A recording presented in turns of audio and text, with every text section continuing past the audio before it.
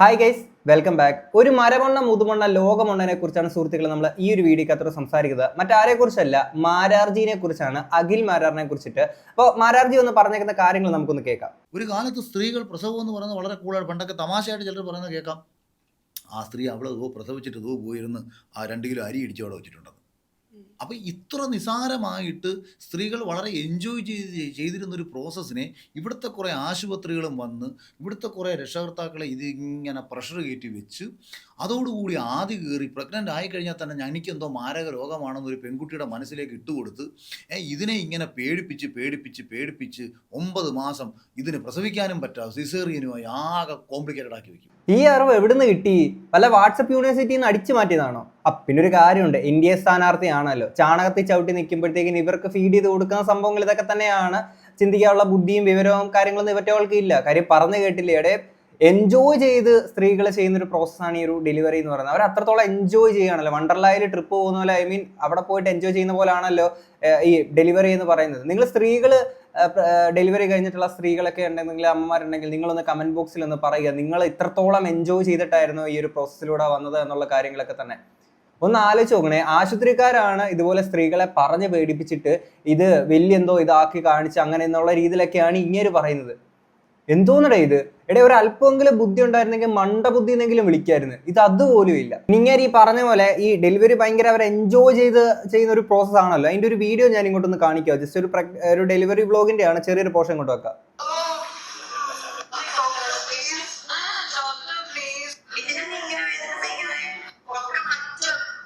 കേട്ടല്ലോ, സുഖപ്രസവമാണ്. ഭയങ്കര സുഖമുള്ള ഒരു പ്രോസസ് ആണല്ലോ സ്ത്രീകൾക്ക് ഇത്.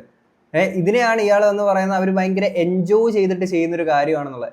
മനുഷ്യ ശരീരത്തിലെ എല്ലാ ബോൺസും ഒരുപോലെ ക്രാക്കാകുമ്പോഴുള്ളൊരു വേദന എന്നുള്ള നിലയിലൊക്കെ തന്നെയാണ് ഞാൻ മനസ്സിലാക്കിയിട്ടുള്ളത്.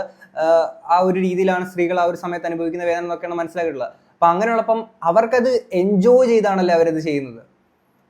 ഇത്രയും ബുദ്ധി ഇല്ലാത്തൊരു കിഴങ്ങനെയൊക്കെ എന്നാ പറയാനാണ് ഇതൊക്കെ എന്ന് വെച്ച് കഴിഞ്ഞാൽ. എനിക്കൊന്ന് പണ്ടത്തെ പല നമ്മുടെ ജയറാമേട്ടൻ്റെ സിനിമകളിലൊക്കെ ഭയങ്കര ഒരു മെയിൽ ഷോവിനിസം പീക്കായിട്ട് കാണിക്കുന്ന പല സിനിമകൾ ഉണ്ടായിരുന്നു. അപ്പം അതിനകത്തിലെ ഒരുപാട് റോങ് നമ്പറുകൾ ഉണ്ടായിരുന്നു.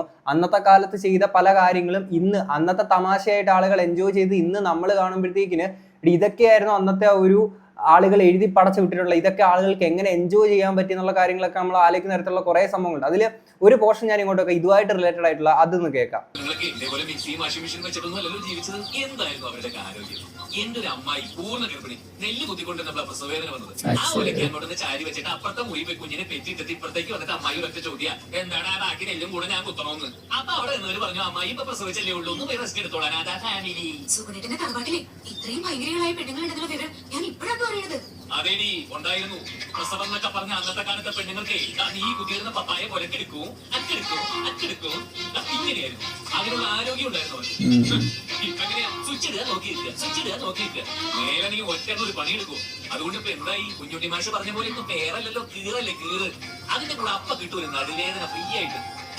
ജയറാമേട്ടന്റെ കഥാപാത്രത്തിന്റെ ഒരു റിയൽ ലൈഫ് വെർഷൻ ആണ് അഖിൽ മാരാർ. ഒന്ന് ആലോചിച്ച് നോക്കണേ. ഇപ്പം അന്നത്തെ കാലത്തെ സ്ത്രീകളുടെ കാര്യമാണ് പറയുന്നുണ്ടെങ്കിൽ അന്നത്തെ സാഹചര്യവും ചുറ്റുപാടും അങ്ങനെ ആയിരുന്നു അല്ലേ. ഈ ഇൻഫന്റ് മോർട്ടാലിറ്റി റേറ്റ് എന്ന് പറയുന്നൊരു സംഭവമൊക്കെ ഉണ്ട്. അന്ന് നമ്മുടെ കേരളത്തിൽ എന്തോരമായിരുന്നു അതിന്റെ എണ്ണം കൂടുതൽ. ഇന്ന് അതിൽ നിന്നൊക്കെ എന്തോരം മാറ്റം വന്നിട്ടുണ്ട്. ഇന്ന് വേൾഡിലെ ഏറ്റവും ഡെവലപ്ഡ് കൺട്രി ആണെന്നൊക്കെ അവകാശപ്പെടുന്ന US-നേക്കാട്ടിലെ ഇൻഫന്റ് മോർട്ടാലിറ്റി റേറ്റ് ഏറ്റവും കുറവുള്ളത് നമ്മുടെ കേരളത്തിനാണ്. അപ്പോഴാണ് മാരാർജി പറയുന്നത് ആശുപത്രിക്കാർ പറഞ്ഞ് പേടിപ്പിക്കുകയാണെന്ന്.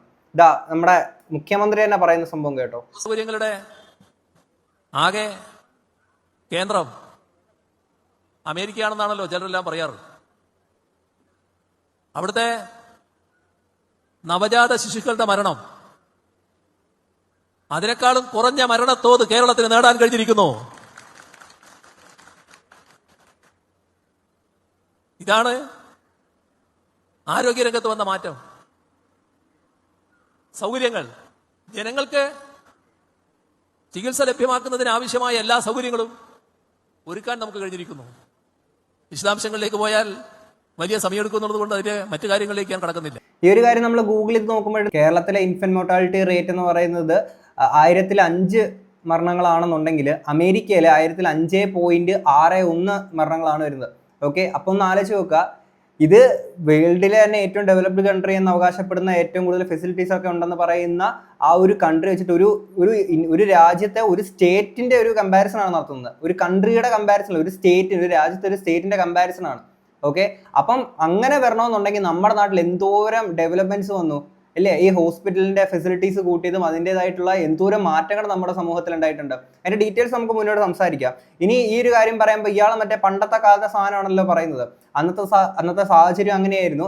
ഇത് പറയുമ്പോൾ പോലും അങ്ങനെ ഒരു പ്രഗ്നൻസി നടന്നെന്ന് പറയുമ്പോൾ പോലും, അല്ലെങ്കിൽ അങ്ങനെ ഒരു ഡെലിവറി നടന്നെന്ന് പറയുമ്പോൾ പോലും അവിടെ ആ സമയത്ത് ജനിച്ചു വീഴുന്ന കുഞ്ഞുങ്ങൾ പിന്നീട് ജീവനോടെ ഉണ്ടോ ഇല്ലയോ എന്നുള്ളതാണ് ഏറ്റവും ഒരു ചോദ്യം അടുത്തൊരു സാധനം. എത്രയോ കുട്ടികൾ, ഇപ്പം 10ഉം 11ഉം മക്കളുള്ള അമ്മമാരുണ്ടായിരുന്നു. അതിൽ എത്ര കുട്ടികൾ ഇന്ന് ജീവനോടുള്ള ആൾക്കാരുണ്ട്? ഇത് ജനിച്ച പാടെ തന്നെ, അല്ലെങ്കിൽ ജനിച്ച് കുറച്ച് നാളുകൾ കഴിയുമ്പോൾ തന്നെ ആണെങ്കിൽ ജീവൻ നഷ്ടപ്പെടുന്നു പോകുന്ന രീതിയിലുള്ള എന്തോരം കാര്യങ്ങളൊക്കെ സംഭവിച്ചിട്ടുണ്ടായിരുന്നു. ഇനി 1950 ഇൻഫന്റ് മോർട്ടാലിറ്റി റേറ്റ് എടുത്ത് നോക്കുമ്പോൾ 120 മരണങ്ങളാണ് സംഭവിച്ചിട്ടുണ്ടായിരുന്നത്. 120 1950. ഇനി നമ്മളൊക്കെ 90കളിലോട്ട് നോക്കുമ്പോഴത്തേക്കിന് 1990കളിൽ അതിന്റെ റേറ്റ് എന്ന് പറയുന്നത് 1017 ആ 17 നിന്നാണ് നേരെ ഇപ്പം താണ്ടി 5 എന്ന് പറയുന്ന ഈ ഒരു സംഖ്യയിലോട്ട് എത്തിയേക്കുന്നത്. ഓക്കെ, ഇന്ത്യ മൊത്തത്തിൽ പരിശ്രമിച്ചേക്കുന്ന എങ്ങനെയെങ്കിലും ഒരു 17 സംതിങ് എന്തോ ആക്കണം എന്നുള്ള രീതിയിൽ വിചാരിക്കുമ്പോഴാണ് കേരളത്തിൽ ഇത് 5 എന്നുള്ള നിലയിലോട്ട് മാറിയിട്ടുണ്ടായിരുന്നത്. അപ്പൊ ഇങ്ങനെയുള്ളവരടുത്താണ് ഇത്രയും മാറ്റങ്ങൾ വന്നേക്കുന്നത്. ഈ നാട്ടിലെ ഈ ഒരു കാര്യത്തെ പറ്റിയാണ് ഇയാൾ പറയുന്നത് സ്ത്രീകൾ ഭയങ്കര എൻജോയ് ചെയ്തിട്ടാണ് ഈ കാര്യങ്ങൾ ചെയ്യുന്നതെന്നുള്ളത്. ഇനി ഈ മാറ്റങ്ങളൊക്കെ നമ്മുടെ ഈ ഒരു വലിയൊരു ചേഞ്ച് ഇവിടെ ഉണ്ടാവാനുള്ള കാരണങ്ങളെ പറ്റിയിട്ടുള്ള ഒരു വീഡിയോ ഞാൻ ഇങ്ങോട്ട് പ്ലേ ചെയ്യാം. Kerala has just achieved a remarkable milestone, an infant mortality rate of just 5 per 1,000 live births, according to the 2023 Sample Registration System report. That's even lower than the United States at 5.6 and far below India's average of 25. So why has Kerala reached this level of success? I can give you at least 5 clear reasons. 1. Targeted neonatal care. A 2013 study showed that 75% of infant deaths occurred in the neonatal period, mainly due to prematurity and congenital heart diseases. Kerala responded with infant death audits, clinical guidelines, and upgraded neonatal care. Several public hospitals have since won national quality certifications. Programs like Hridyam cut congenital heart disease deaths by 41% and treated over 8,400 infants, contributing to a 21% drop in infant mortality. 2. Strong grassroots health infrastructure. Kerala invested heavily in delivery points, neonatal ICUs, and newborn care nurseries across the state. Regular training for doctors and nurses means rural and urban areas maintain equally high standards of care, which is quite rare in India. 3. Flagship health programs. Beyond hospitals, initiatives like Madriyanam, which offers free postnatal transport and a comprehensive newborn screening program, help catch health issues early. High vaccination coverage and schemes like Janani Suraksha Yojana further reinforce infant survival. 4. High female literacy and empowerment. Kerala has the highest literacy rate in India, especially among women. Educated mothers are more likely to seek timely care, ensure nutrition, and follow vaccination schedules, directly lowering infant mortality. 5. Community outreach and gender equity. Kerala's primary healthcare network and ASHA workers actively reach families, track pregnancies, ensure vaccinations, and educate parents on antenatal and postnatal care. Still, there is cause for concern. Recent data shows Kerala's sex ratio at birth has dropped to 951 girls per 1,000 boys, even though the overall sex ratio remains high. This highlights the need to keep gender equity in focus. Besides, with fertility now at just 1.7, well below the replacement rate of 2.1, the population is aging fast, much like Japan and China. About 17% of Keralites are already elderly, and this could rise to 25% within the next decade, putting pressure on healthcare, pensions, and the workforce. All that said, the real Kerala story is one of health, equity, and resilience.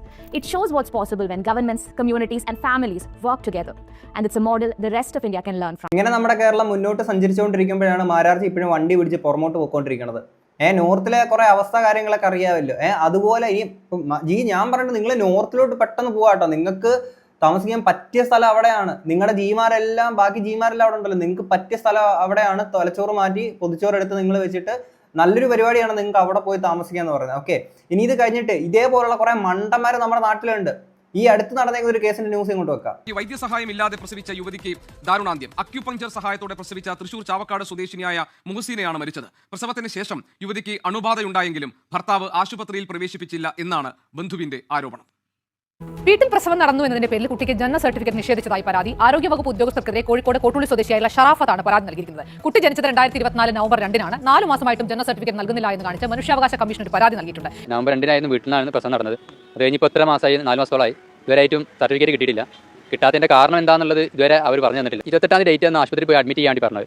അപ്പോൾ admit ചെയ്യാൻ നമുക്ക് admit ചെയ്താൽ പെയിനും കാര്യങ്ങളൊന്നും വരാത്തതുകൊണ്ട് സ്വാഭാവികമായിട്ട് നമ്മുടെ നാട്ടിൽ നടക്കുന്ന അത് മരുന്ന് വെച്ചിട്ടായിരിക്കും ചെയ്യുക. അത് എനിക്കും താല്പര്യമില്ല, അവർക്കും താല്പര്യമില്ല. അതുകൊണ്ട് തന്നെ നമ്മൾ എന്ത് ചെയ്ത് അത് ഒഴിവാക്കിയിട്ട് വേദന വരുമ്പോൾ പോവാം എന്നുള്ള ഒരു ഇതിലേക്കാണ് നിന്നത്. കാരണം 28 പോയില്ല, ഇല്ല, വീട്ടിൽ തന്നെ തുടർന്നു. വീട്ടിൽ നിന്ന് വേദന വന്നിട്ട് പോവാം എന്നുള്ള ഇതിൽ നിന്നു.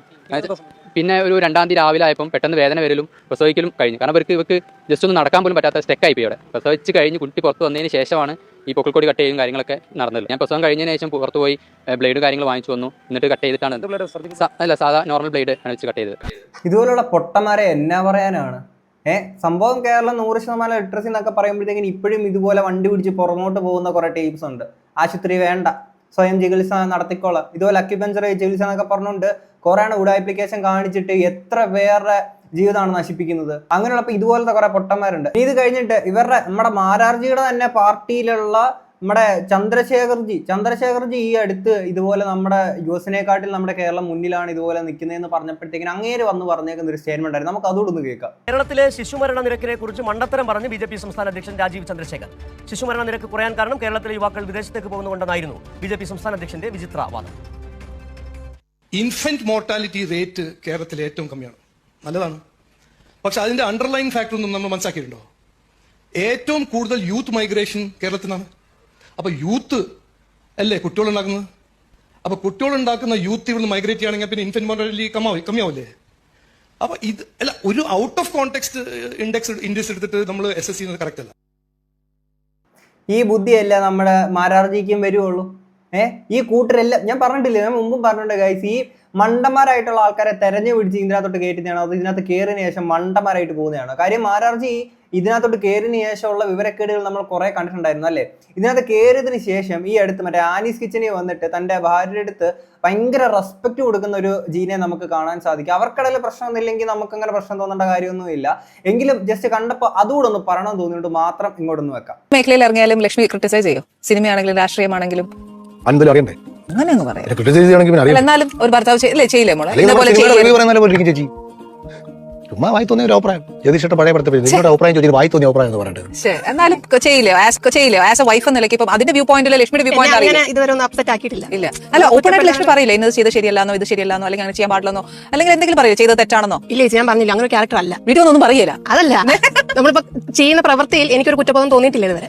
Very good, perfect. അപ്പൊ ഇപ്പൊ എന്തെങ്കിലുമൊക്കെ ശരിയാണ് ചെയ്യുന്നത്. പുള്ളിക്കാരി അവിടെ പറയാൻ തുടങ്ങുമ്പോഴത്തേക്കിന് എന്തോന്ന് അഭിപ്രായം അതിനുള്ള വിവരം ബോധമൊന്നും ഇല്ല എന്നൊക്കെ ഉള്ള രീതിയിൽ പറയുമ്പോഴത്തേക്കിന് എന്നിട്ട് ഇതിന് ശേഷം ഇവര് കുറെ ക്ലാഷ് ഒക്കെ എന്നുള്ള രീതിയിൽ കുറെ സംഭവം വന്നപ്പോഴത്തേക്കിന് പുള്ളിക്കാരി തന്നെ ഇവരുടെ വീട്ടിലെ CCTV ക്യാമറയ്ക്കകത്ത് പുള്ളിക്കാരി മാരാർജിനെ അടിക്കാനും മാരാർജി പുറമെ കാണുന്നല്ല വീടിനകത്ത് കുറെ സഹിക്കാണ്, സ്ട്രഗിൾ ചെയ്യാണെന്നുള്ള രീതിയിലൊക്കെ അങ്ങനെ കുറെ സംഭവങ്ങളൊക്കെ വന്നിട്ടുണ്ടായിരുന്നേ.